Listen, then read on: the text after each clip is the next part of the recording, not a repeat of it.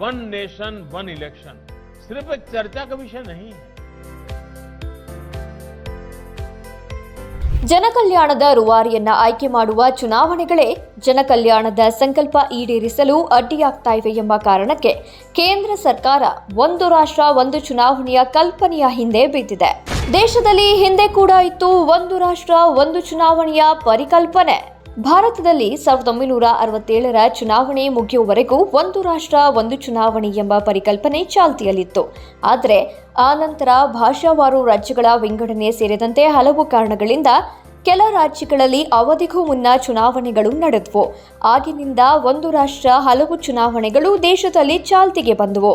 ಒಂದು ರಾಷ್ಟ್ರ ಒಂದು ಚುನಾವಣೆ ಹಿತವೇ? ಕೋವಿಂದ್ ಸಮಿತಿಯ ಪ್ರಮುಖ ಶಿಫಾರಸುಗಳೇನು? ಒಂದು ದೇಶ ಒಂದು ಚುನಾವಣೆ 2 ಹಂತಗಳಲ್ಲಿ ನಡೆಯಬೇಕು. ಲೋಕಸಭೆ ಮತ್ತು ರಾಜ್ಯಸಭೆಗೆ ಒಂದೇ ಹಂತದಲ್ಲಿ ಚುನಾವಣೆ ಜರುಗಿಸಬೇಕು. 2ನೇ ಹಂತದಲ್ಲಿ ಪುರಸಭೆ ಮತ್ತು ಪಂಚಾಯಿತಿ ಸೇರಿದಂತೆ ಸ್ಥಳೀಯ ಸಂಸ್ಥೆಗಳಿಗೆ ಚುನಾವಣೆಯನ್ನ ಮಾಡಬೇಕು.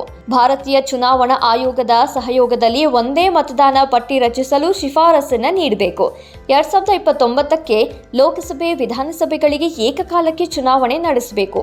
2024 ಮತ್ತು 2028ರ ನಡುವೆ ರಚನೆಯಾಗುವ ರಾಜ್ಯ ಸರ್ಕಾರಗಳ ಅಧಿಕಾರಾವಧಿಯನ್ನ 5 ವರ್ಷದ ಒಳಗೆ ಮೊಟಕುಗೊಳಿಸಬೇಕು. ಅತಂತ್ರ ಸರ್ಕಾರ ಪತನವಾದರೆ ಮತ್ತೊಮ್ಮೆ ಚುನಾವಣೆ ನಡೆಸಬೇಕು. ಆದರೆ ಸರ್ಕಾರದ ಅಧಿಕಾರ ಅವಧಿ ಮಾತ್ರ ಹಿಂದೆ ರಚನೆಯಾಗಿದ್ದ ಸರ್ಕಾರ ಅವಧಿಯಲ್ಲೇ ಮುಕ್ತಾಯವಾಗಬೇಕು. ಕೇಂದ್ರ ಸಚಿವ ಸಂಪುಟ ಈ ವಿಷಯವನ್ನ ಅಂಗೀಕಾರಗೊಳಿಸಿದ್ರೂ ಕಾರ್ಯರೂಪಕ್ಕೆ ಬರೋದು ಕಷ್ಟ ಎನ್ನಲಾಗ್ತಾ ಇದೆ. ಸಂವಿಧಾನಕ್ಕೆ ತಿದ್ದುಪಡಿ ಹಾಗೂ ರಾಜಕೀಯ ಒಮ್ಮತ ತುಂಬಾ ಅಗತ್ಯವಾಗಿದೆ. ಆದರೆ ಪ್ರಧಾನಿ ಮೋದಿ ಅಧಿಕಾರಕ್ಕೆ ಬಂದ ದಿನದಿಂದಲೂ ಈ ವಿಷಯವನ್ನ ಪ್ರಸ್ತಾಪಿಸುತ್ತಲೇ ಇದ್ದರು. ಒಂದು ರಾಷ್ಟ್ರ ಒಂದು ಚುನಾವಣೆಗೆ ರಾಜ್ಯಗಳ ವಿರೋಧ ಯಾಕೆ?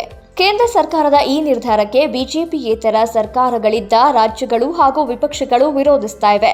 ಇದು ಪ್ರಜಾಪ್ರಭುತ್ವದ ಪ್ರಕ್ರಿಯೆಯನ್ನೇ ದುರ್ಬಲಗೊಳಿಸಬಹುದು. ರಾಜಕೀಯ ಕಾರಣಗಳಿಗಾಗಿ ವಿಧಾನಸಭೆಯನ್ನ ವಿಸರ್ಜಿಸಿದ್ರೂ ಮುಂದಿನ ಅವಧಿಯವರೆಗೆ ಚುನಾವಣೆಗಾಗಿ ಕಾಯಬೇಕಾಗಿ ಬರಬಹುದು. ಒಕ್ಕೂಟ ವ್ಯವಸ್ಥೆಗೆ ಹೊಡೆತ ಬೀಳಬಹುದು. ಬೃಹತ್ ಜನಸಂಖ್ಯೆಯುಳ್ಳ ದೇಶಕ್ಕೆ ಇದು ಕಾರ್ಯಸಾಧುವಲ್ಲ ಅಂತ ವಿರೋಧಿಸ್ತಾ ಇವೆ. ಕಾಂಗ್ರೆಸ್ ಸೇರಿದಂತೆ 15 ವಿಪಕ್ಷಗಳು ಈ ವಾದ ಮುಂದಿಡ್ತಾ ಇದೆ. ಬೃಹತ್ ಜನಸಂಖ್ಯೆಯುಳ್ಳ ದೇಶಕ್ಕೆ ಈ ಯೋಜನೆ ಜಾರಿ ಸುಲಭಾನ? ದೇಶದ ಸಂವಿಧಾನವು ದೇಶದ ವಿಭಿನ್ನ ರಾಜ್ಯಗಳಿಗೆ ವಿಶೇಷ ಹಕ್ಕುಗಳನ್ನು ನೀಡಿದೆ. ಪ್ರತಿ ರಾಜ್ಯವು ತನ್ನ ಪ್ರಾದೇಶಿಕ ತಾತ್ಕಾಲಿಕ ಸಮಸ್ಯೆಗಳ ಮೇಲೆ ಚುನಾವಣೆ ನಡೆಸುತ್ತವೆ. ಒಂದೇ ಚುನಾವಣಾ ವ್ಯವಸ್ಥೆ ಜಾರಿಯಾದರೆ ದೇಶದ ಯಾವುದೇ ರಾಜ್ಯದ ಸಮಸ್ಯೆಗಳನ್ನು ಸಮರ್ಥವಾಗಿ ಪ್ರತಿನಿಧಿಸಲು ಸಾಧ್ಯವಾಗುವುದಿಲ್ಲ. ಪ್ರತಿಯೊಂದು ರಾಜ್ಯ ತನ್ನದೇ ಆದ ಭಾಷೆ, ಸಂಸ್ಕೃತಿ ಮತ್ತು ರಾಜಕೀಯ ಪ್ರಯೋಗಗಳನ್ನು ಹೊಂದಿದೆ. ಪ್ರಾದೇಶಿಕ ಪಕ್ಷಗಳು ಮತ್ತು ವಿಷಯಗಳನ್ನು ರಾಷ್ಟ್ರೀಯ ವಿಚಾರಗಳ ಹಿಂದೆ ಒತ್ತಡಗೊಳಿಸಲಾಗುತ್ತೆ. ಇದರಿಂದ ಆ ರಾಜ್ಯಗಳ ನಿಜವಾದ ಸಮಸ್ಯೆಗಳು ಮತ್ತು ಬೇಡಿಕೆಗಳು ಕಡೆಗಣಿಸಲ್ಪಡುತ್ತೆ. ಇಷ್ಟು ದೊಡ್ಡ ದೇಶ ರಾಷ್ಟ್ರೀಕೃತವಾಗಿ ನಿಲ್ಲೋದೇ ಒಂದು ದೊಡ್ಡ ಸಮಸ್ಯೆ. ಅಂಥದ್ರಲ್ಲಿ ರಾಜಕೀಯ ಆಯ್ಕೆಯು ರಾಷ್ಟ್ರೀಕರಣಗೊಂಡರೆ ಸಮಾಜದಲ್ಲಿ ಅಸಮಾನತೆ ತಲೆದೂಗುತ್ತೆ ಎಂಬ ಭಯ ಹಲವರನ್ನ ಕಾಡ್ತಾ ಇದೆ. ರಾಜ್ಯಗಳ ದಾರಿದ್ರ್ಯ, ಸ್ವಾಯತ್ತತೆ ಕುಗ್ಗುವ ಭಯ, ನೀರಾವರಿ ಸಮಸ್ಯೆಗಳು, ಬಡತನ ಸಮಸ್ಯೆಗಳು, ನಕ್ಸಲ್ ಸಮಸ್ಯೆ, ಪ್ರತ್ಯೇಕವಾದ ಪ್ರದೇಶವಾರು ಅಸಮಾನತೆ ವಿಷಯಗಳು ಪರಿಹಾರ ಕಾಣುವುದು ಕಷ್ಟ. ಎಲ್ಲಕ್ಕಿಂತ ಹೆಚ್ಚಾಗಿ ಪ್ರಾದೇಶಿಕ ಪಕ್ಷಗಳು ಕೇಂದ್ರ ಸರ್ಕಾರ ನಾಯಕತ್ವದ ಮುಂದೆ ತಮ್ಮ ಜವಾಬ್ದಾರಿಗಳನ್ನು ಕಳೆದುಕೊಳ್ಳುವ ಸಾಧ್ಯತೆ ಇದೆ. ಅಥವಾ ಪ್ರಾದೇಶಿಕ ಪಕ್ಷಗಳೇ ಇಲ್ಲದಂತಾದರೂ ಅಚ್ಚರಿ ಪಡಬೇಕಿಲ್ಲ. ಒಂದು ರಾಜ್ಯದ ಆಡಳಿತದ ಅವಧಿ ಮುಗಿದಾಗ ಅದು ತನ್ನ ಪ್ರಾದೇಶಿಕ ಚುನಾವಣೆಯನ್ನ ನಡೆಸಿ ನೂತನ ಸರ್ಕಾರವನ್ನು ಆಯ್ಕೆ ಮಾಡುತ್ತೆ.